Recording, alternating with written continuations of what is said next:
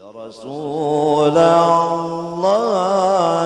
سلام عليك يا رفيع الشان يا رفيع الشان يا رفيع الشان والدرج. Datu Suban sering disebut juga Datu Syaiban Ibnu Zakaria Zulkifli DGN ibunda bernama Maisyarah. Beliau hidup di Kampung Muning Tatakan Kabupaten Tapin Rantau Kalimantan Selatan.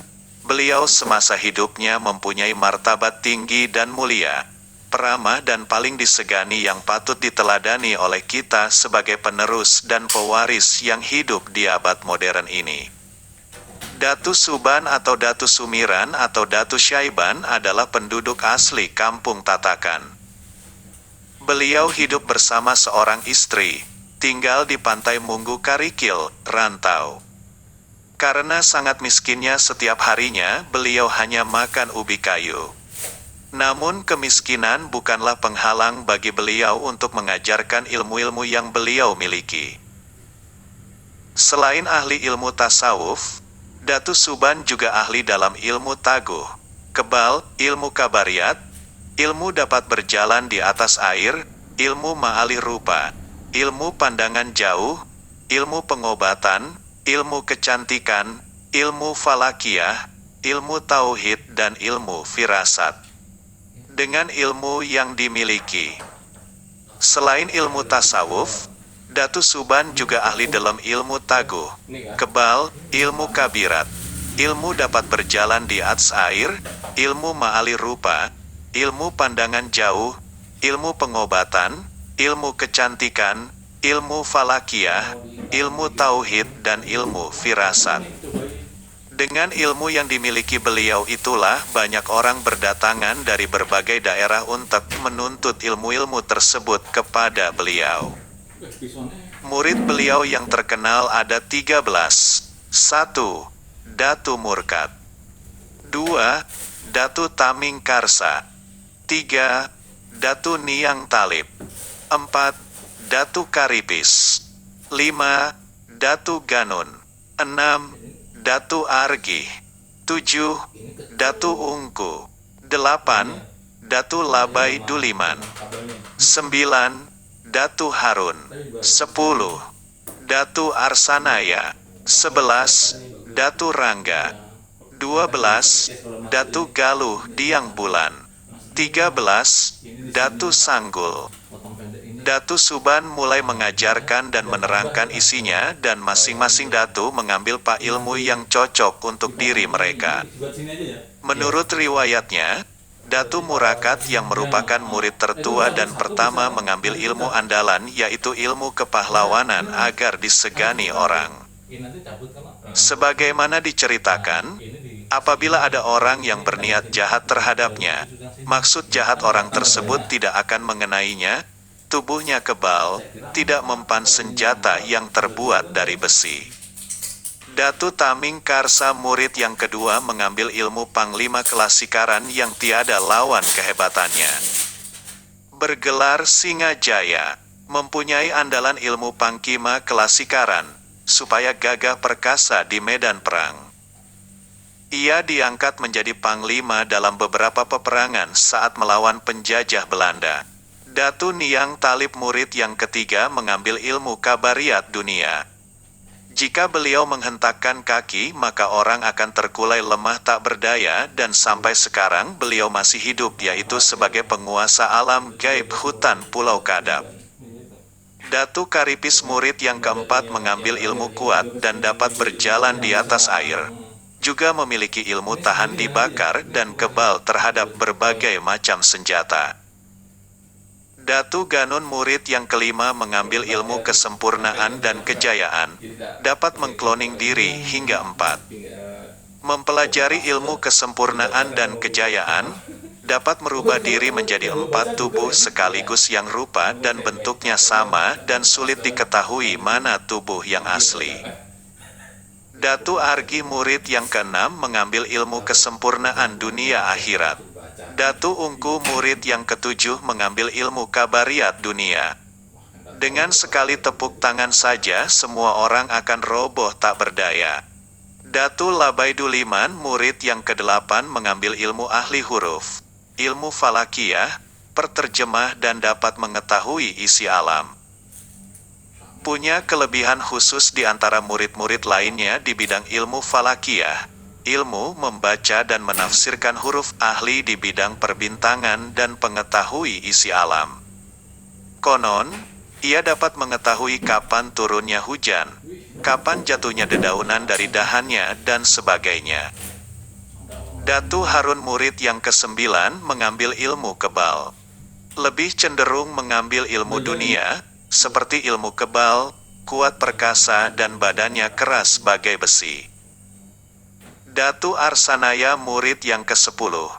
Mulanya suka menzalim, kemudian dengan kebijakan dan didikan Datu Suban ia bertobat, dapat ilmu yang sempurna, akhirnya dia menjadi orang yang soleh. Datu Angga mengambil ilmu kabariyat dunia semata-mata. Mempelajari ilmu kewibawaan dan ilmu dunia, seperti kepanglimaan, kekebalan dan lainnya. Datu Galuh Diang Bulan mengambil ilmu kecantikan atau awet muda. Beliau mempunyai keahlian untuk mandi supaya awet muda dan cantik. Datu Sanggul merupakan murid yang paling akhir dan terkemudian menerima ilmu. Tetapi, ilmu yang beliau dapat adalah ilmu yang paling sempurna, yaitu ilmu makrifatnya kepada Allah Subhanahu wa Ta'ala. Di antara ilmu-ilmu yang selalu diajarkan dalam setiap kesempatan, beliau selalu mengajarkan ilmu mengenal diri, ilmu marifat, dengan tarekat memusyahadahkan Nur Muhammad. Hal ini tidaklah mengherankan karena sebelum Datu Suban mengajarkan ajaran makrifat melalui tarekat Nur Muhammad ini, seorang ulama Banjar yaitu Syekh Ahmad Syamsuddin Al-Banjari telah menulis asal kejadian Nur Muhammad itu, yang naskahnya ditemukan oleh seorang orientalis bangsa Belanda RO, di antara ilmu-ilmu yang selalu beliau ajarkan atau tak pernah ditinggal dalam setiap pemberian pelajaran adalah ilmu mengenal diri, ilmu marifat, dengan tarekat memusyahadahkan Nur Muhammad. Menurut beliau, untuk mengenal diri itu terlebih dahulu harus tahu arti diri, yaitu 1. Apa arti diri tajali?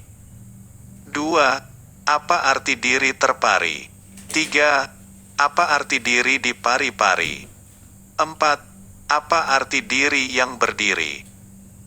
Apabila seseorang telah mengenal ini dengan baik, maka pada tahap berikutnya ia akan mengenal Allah Subhanahu wa Ta'ala. Dari sini akan timbul keyakinan bahwa Allah itu esa, esa sifat, esa asma, dan esa pula afalnya. Datu Suban dikenal sebagai salah seorang wali Allah. Beliau memiliki karamah kasyaf, yaitu terbukanya tabir rahasia bagi beliau, sehingga dapat mengetahui peristiwa yang akan terjadi, seperti beliau sudah tahu bahwa akan kedatangan tamu manusia raksasa, Datu Nuraya. Dapat pula mengetahui sampai di mana kemampuan murid-muridnya dalam menerima ilmu yang diberikannya, seperti akan menyerahkan kitab pusaka. Kitab tersebut beliau serahkan kepada Abdus Samad, Datu Sanggul, murid paling akhir yang ikut belajar kepada beliau. Menurut pandangan Hasaf, beliau hanya Abdus Samadlah yang dapat menerima, mengamalkan, serta mengajarkannya, sedang murid-murid yang lain tidak mampu.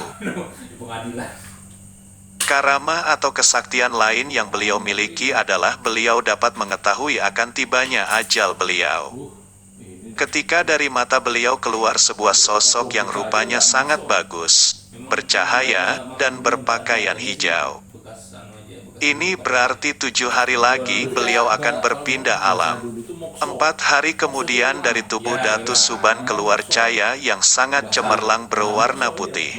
Besarnya sama dengan tubuh beliau dan berbau harum semerbak. Ini berarti 3 hari lagi beliau akan meninggalkan dunia fana ini. Oleh karena itu, segera Datu Suban memanggil para murid-muridnya. Setelah semuanya berkumpul, beliau berkata, "Murid-muridku yang kucintai, kalian jangan terkejut atas panggilan yang mendadak ini, karena pertemuan kita hanya hari ini saja lagi. Nanti malam jam 1:30 malam aku akan meninggalkan dunia yang fana ini. Hal ini tidak bisa ditunda-tunda lagi, karena ketentuan Allah telah berlaku." Kemudian beliau membacakan firman Allah surat An-Nahl ayat 61 yang berbunyi, "Apabila sudah tiba waktu yang ditentukan maka tidak seorang pun yang dapat mengundurkannya dan juga tidak ada yang dapat mendahulukannya." Mendengar ucapan beliau itu, semua yang hadir diam membisu 1000 bahasa. "Nah, waktuku hampir tiba," kata Datu Suban memecah kesunyian itu.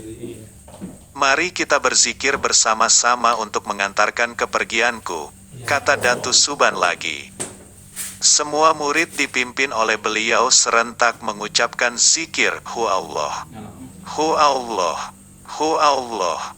Perhatikanlah, apabila aku turun kurang lebih 40 hasta sampai pada batu berwarna merah sebelah dan hitam sebelah, aku berdiri di sana nanti, maka pandanglah aku dengan sebenar-benarnya, yang ada ini atau yang tiada nanti. Lihatlah akau ada atau tiada. Kalau ada masih diriku ini tidak menjadi tiada, berarti ilmu yang kuajarkan kepada kalian belum sejati. Tetapi bila aku menjadi tiada berarti ilmu yang kuajarkan kepada kalian adalah ilmu sejati dan sempurna." Setelah berkata demikian beliau diam. Kemudian meletuslah badan Datu Suban dan timbul asap putih. Hilang asap putih timbul cahaya, nur, yang memancar-mancar sampai ke atas ufuk yang tinggi. Kemudian lenyap ditelan kemuncul cahaya rembulan. Semua yang hadir takjub menyaksikan kejadian itu. Kemudian terdengar gemuruh ucapan murid-murid beliau.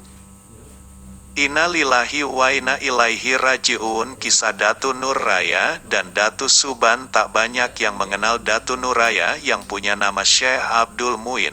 Sebagian ada yang menyebut Syekh Abdul Jabar dan ada juga yang menyebut Syekh Abdul Rauf. Di pantai Jatimunggu Karikil dekat Liang Macan, tetangga desa Tatakan, tinggal seorang guru miskin namun sangat dalam dan tinggi ilmu tasawufnya. Beliau adalah Datu Suban. Karena kemiskinan beliau dan istri hanya makan singkong setiap harinya. Pada saat Lebaran, hari raya, Datu Suban kedatangan 12 orang murid-muridnya, yaitu Datu Murkad, Datu Taming Karsa, Datu Niang Talib, Datu Karipis, Datu Ganun, Datu Argi, Datu Ungku, Datu Labai Duliman, Datu Harun, Datu Arsanaya, Datu Rangga, dan Datu Galuh Diang Bulan. Ketika sedang menikmati hidangan yang disediakan tuan rumah, tiba-tiba datang seorang yang bertubuh sangat besar. Serta-merta mereka terkejut dan segera mengambil tombak dan parang untuk menghadang orang tersebut. "Assalamualaikum warahmatullahi wabarakatuh," kata orang besar tersebut sambil mendekat. "Waalaikumsalam warahmatullahi wabarakatuh," jawab para datu. Lalu Datu Suban berkata kepada murid-muridnya bahwa orang yang membaris salam itu insya Allah akan berniat baik dan tidak membahayakan. "Maaf, siapa saudara yang datang dan dari mana asalmu serta apa maksud saudara?" tanya Datu Suban. Si raksasa hanya menjawab dengan ucapan, "La ilaha illallah." Setiap Datu Suban bertanya selalu dijawabnya dengan kalimat tauhid, "La ilaha illallah." Hingga 7 kali ditanya dan dijawab dengan 7 kali zikir tauhid itu. Setelah 7 kali zikir tersebut, tiba-tiba raksasa itu ambruk. Lalu para datu menghampiri dan memeriksanya. Ternyata orang besar itu telah meninggal dunia. Serempak mereka berujar, "Inna lillahi wa inna ilaihi raji'un." Melihat keadaan yang demikian, para datu yang berjumlah 13 orang tadi bingung. Bagaimana cara memandikan dan menguburkannya? Jangankan untuk memandikan dan menguburkannya, mengangkat saja sudah susah, apalagi saat itu musim kemarau. Panjang, biasanya tanah sangat keras, sedang lubang untuk penguburan harus lebar dan panjang. Dan untuk memandikannya juga diperlukan air yang sangat banyak konon di tengah kebingungan para datu. Tiba-tiba hujan lebat turun dan ketika mereka mengangkat jenazah dengan mengerahkan tenaga penuh, ternyata tubuh orang besar itu sangat ringan, hanya seperti segumpal kapas serentak mereka berseru, "Subhanallah." Sebelum mereka mewaradunya, membersihkan mayat itu, Datu Suban menemukan sebuah tas selempang dari dalam pakaiannya. Setelah membukanya ternyata terdapat sebuah kitab yang akhirnya terkenal dengan sebutan Kitab Barencong. Para datu mulai membagi tugas. Membersihkan mayat ialah Datu Argih, Datu Niang Talib, Datu Ganun, Datu Labai Duliman, Datu Ungku, sedangkan Datu Karipis bertugas mencari batu nisan dari batu alam, sedang yang lain membuat lubang kubur di Gunung Munggu Karikil dekat Munggu Tayuh. Konon lubang yang digali tidak cukup untuk mengubur jenazah itu. Terpaksa kakinya harus dilipat sehingga tubuhnya seperti huruf Hamzah. Pada hari ketujuh setelah meninggalnya raksasa itu, Datu Suban membuka kitab yang ditemukan pada jenazah tersebut di hadapan 12 muridnya sambil mengucap, "Bismillahirrahmanirrahim." Ternyata berisi bermacam-macam khasiat ilmu dunia dan akhirat. Akhirnya orang besar raksasa tersebut diberi nama Nuraya karena dia datang pada hari raya dan wafat pada hari itu juga dan sesuai dengan badannya yang besar seperti raya. Nur Raya berarti pembawa cahaya yang sangat luas seperti raya dengan panjang kuburnya kurang lebih 60 meter. Dengan kaki dilipat, kalau tidak dilipat mungkin bisa sampai 100 meter, dan lebar kurang lebih 6 meter. Semua adalah kekuasaan Allah semata. Semoga selalu bisa berziarah ke makam beliau dan makam datu-datu yang lain. Amin. Sampai di sini riwayat Datu Suban yang dapat kami ulas. Mohon dukungan untuk kemajuan channel kami. Tekan tombol lonceng notifikasi agar Anda tidak ketinggalan info dari kami. Jangan lupa like dan subscribe sebagai dukungan dan perhatian Anda. Assalamualaikum warahmatullahi wabarakatuh.